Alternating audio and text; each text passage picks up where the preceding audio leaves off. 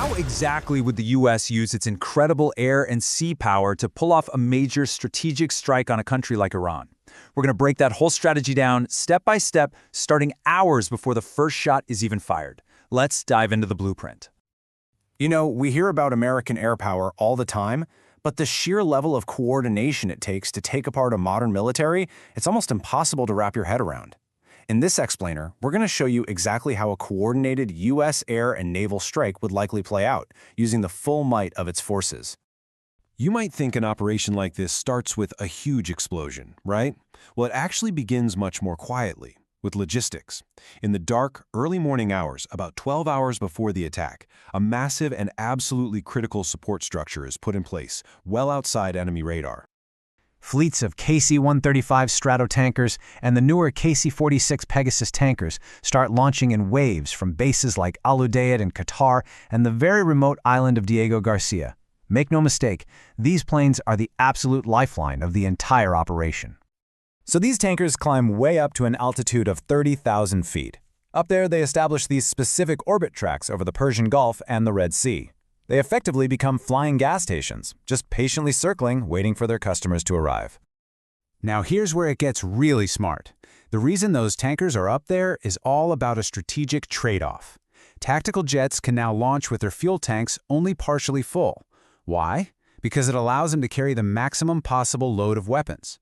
They're literally trading fuel weight for bomb weight, knowing they can just top off the tank once they're in the air. And then it's H-hour. The attack begins, but not with pilots and planes. It starts with a robotic precision strike from the sea.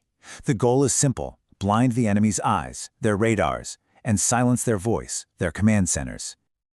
Out in the Persian Gulf and the northern Arabian Sea, Arleigh Burke-class destroyers get the green light. You hear a hiss as their vertical launch cells open up, and moments later, dozens of Tomahawk land attack missiles just erupt from their decks, streaking into the sky. Now these missiles, they're not supersonic, but their secret weapon is a tactic called nap of the earth flight. They literally hug the terrain, the hills, the valleys, flying so incredibly low that they stay below the enemy's radar horizon. This makes them practically invisible until it's way too late. So the crucial point here is all about precision and timing. The missiles are actually programmed to loiter if they need to, so they can all strike their targets at the exact same moment. Their warheads slam into S-300 and S-400 radar sites and deep command bunkers, tearing apart the air defense system and carving out safe corridors for the pilots who are following just minutes behind. With those corridors now blasted open, the main wave of aircraft starts to push forward, taking full advantage of the chaos the Tomahawks have just created. So while those Tomahawks are still impacting their targets, the silver bullets of the U.S. Air Force, the B-2 Spirit stealth bombers, are already deep inside enemy territory. They're truly the tip of the spear in this whole assault. But this brings up a really good question.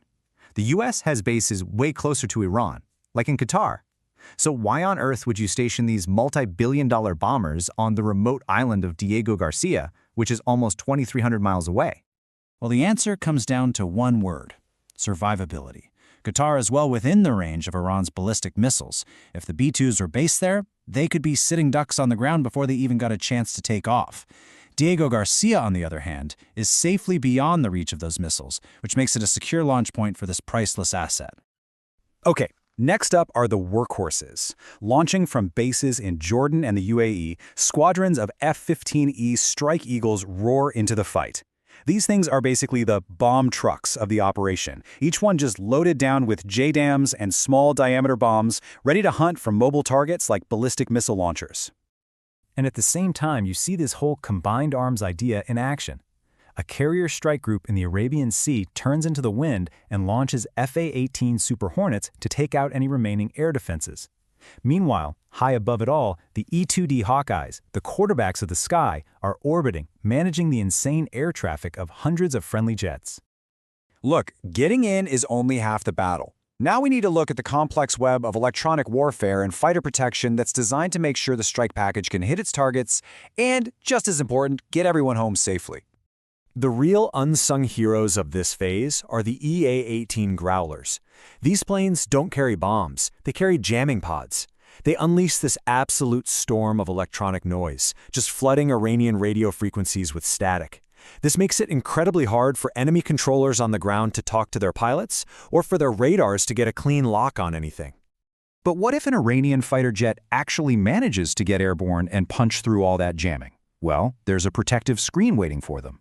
F-18s and the incredible F-22 Raptors, guided by AWACS aircraft circling safely offshore, will engage any threats with long-range missiles, taking them out long before they can ever get close to the bombers. Now, for the primary targets of this whole mission, those deeply buried, super-hardened facilities, you need a special kind of weapon. So let's take a closer look at the GBU-57, also known as the Massive Ordnance Penetrator.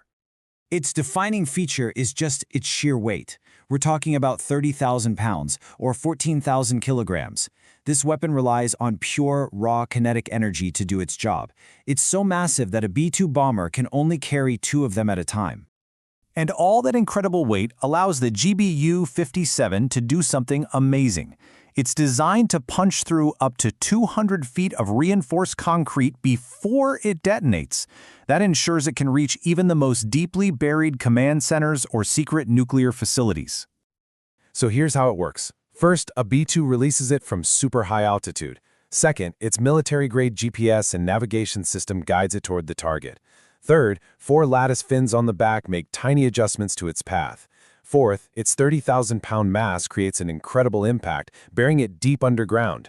And finally, a delayed fuse detonates the warhead, creating a mini-earthquake that collapses the entire facility from within. And the result of this perfectly synchronized, multi-layered assault, by the time the sun comes up, the first wave is over. The eyes of the enemy's air defense network have been blinded by Tomahawks, the heart of its strategic programs has been crushed by B-2s, and the limbs of its missile forces have been severed by F-15s and carrier jets.